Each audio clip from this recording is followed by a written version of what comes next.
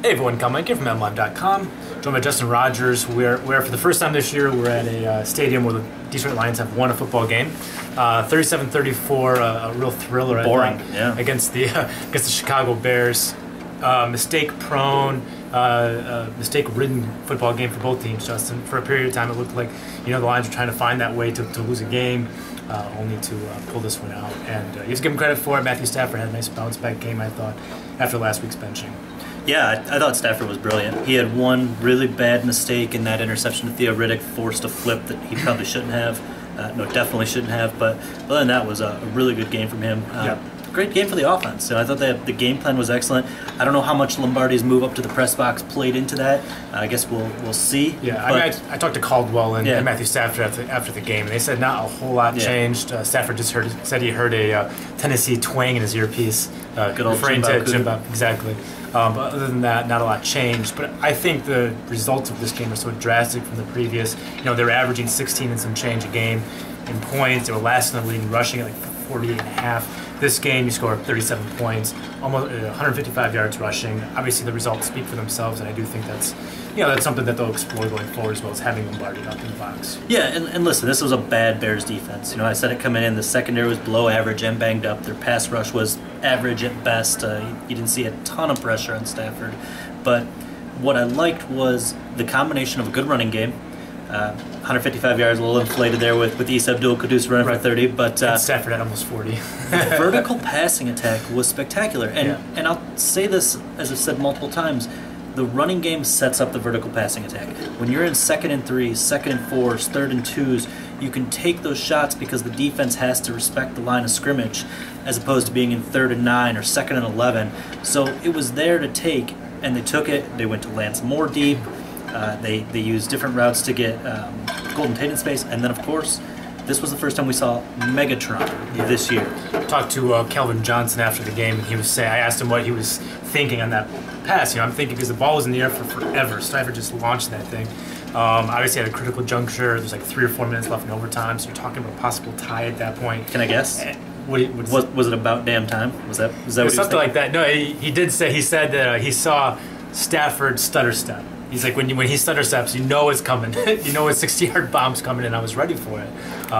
Great, that has tipped off all future defenses. Yeah. And it's something that stutter step, the deep ball from Stafford, it's just not something we've seen too much of. I'm not sure how much, being benched last week led to maybe more of an aggressive play calling or aggressive throwing this week from Stafford. I think it was, to your point, more about an improved and effective rushing attack that put him in better down situations to take those kind of aggressive shots, as well as having a little bit better protection from the offensive line. I thought Stafford was upright from most of that game.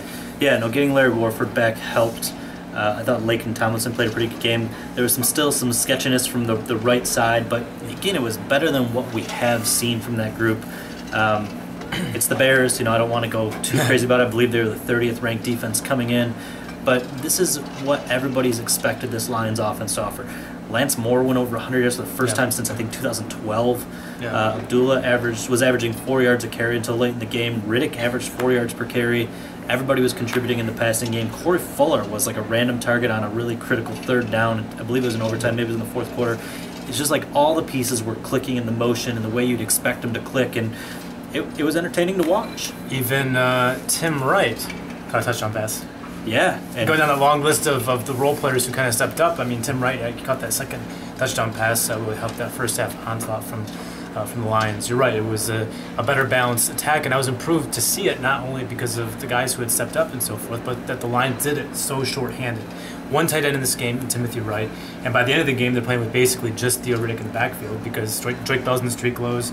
Abdullah had an arm stinger and was out for most of the second half with that.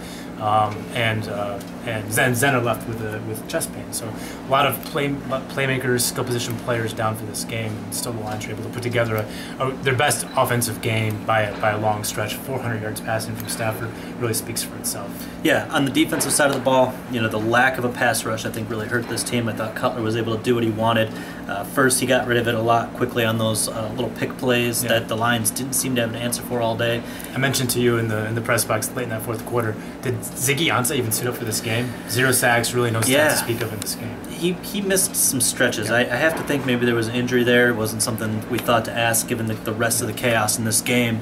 But even when the pass rush did get there, Cutler was, surprisingly mobile within the pocket, and the defensive backs didn't hold up their coverage well enough.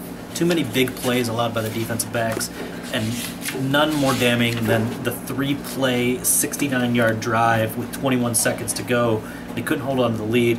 That was the moment where you thought, here we go again. Here's the Lions that we've grown accustomed to. They're going to blow the game that is in their hands. This game really boiled down to, as sad and pathetic as it sounds, like which team was going to make the last mistake. and that's, the Bears couldn't cover Calvin Johnson. They single covered him a lot in this game, but it's particularly that play, and that was the last mistake. Yeah, to your point about the defense struggling to get some stops in this game, I was surprised to see Jim Caldwell attempt that field goal with some 2 minutes and some change left, down by a touchdown, and he kicks the field goal, and I struggled to understand it. And we asked him after the game, and he backed his decision obviously by saying it worked. Well, it did work. They got a 3-and-out, and then Stafford came back, scored hit Calvin with the so-called game-winning touchdown at the time, with 21 seconds or whatever it was left in the game. So it did work out, but I thought the odds of it working out were very small, considering how much time was left and how much lack of success you had in stopping the Bears. The points weren't so bad, but they had long drives, 10 play after 10 play after 10 play drives. Really struggled to get off the field, and I didn't think there was a very good chance the Lions would be able to get the stop required to get the ball back in their hands. Really a conservative play call. I didn't like it a lot. Caldwell backed it, but given the lack of success from the defense, that was a surprise to me. Yeah, I have a hard time justifying it as well. You justify it by saying it worked. The defense came up with the stop. They drove for the touchdown. You can't hindsight a decision that works too much, but I imagine if you look at the metrics of when it is acceptable to go for a 4th down and when it's not, I can't imagine that's a acceptable situation. For him to put the faith in the defense at that point they hadn't earned the faith. It was odd. They hadn't earned the faith at that point. And it was odd to see. 2 things I did like about the defense. One was Rasheed Mathis. He got burned on a long play coming down this way. And then 2 plays later, gets the pick in the end zone. Huge play, kept some points off the board. Points obviously proved to be important to keep off the board. Secondly, Josh Bynes, man. Josh Bynes, he continues just to be everywhere. The Levy loss obviously is huge. A weak side linebacker, no doubt about it. He's a better playmaker. He's one of the best playmakers at that position in the whole league. That's why you pay him his money. But Josh Bynes has done more than we could ever have dreamt when it comes to replacing what Levy gives to that front 7 and that defense. Another, 10 tackles 11, today? I think, yeah. 10 or 11 tackles today, 2 for loss. Had one sequence in the red zone, had a tackle for a loss, and then forced a fumble. That was a huge play to keep some points off the board, even though the Bears were driving.